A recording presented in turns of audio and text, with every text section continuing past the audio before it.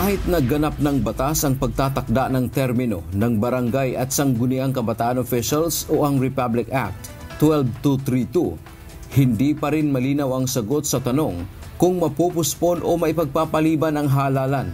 Ayon kay Commission on Elections o COMELEC Chairman George Erwin Garcia, umaasa sila na bago matapos ang Setyembre ay may tiyak na silang direksyon hinggil dito o kung tuloy o hindi ang eleksyon.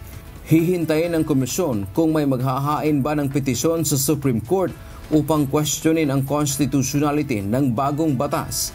Kung matutuloy ang halalan, sa Oktubre ay sisimulan na ng COMELEC ang pagsasagawa ng paghahain ng kandidatura ng mga tatakbo.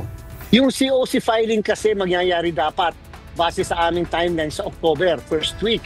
And therefore, in the meantime, siguro naman, sana nga itong panahon na ito, araw na ito, hanggang buong buwan ng September, ay magkaroon ng kaliwanagan, lalo na kung mayroong pupunta sa Korte Suprema. Actually, napakahirap at this point, napaka-presumptuous natin, parang huhulaan natin kung talaga may kaso na mapapail sa Supreme Court.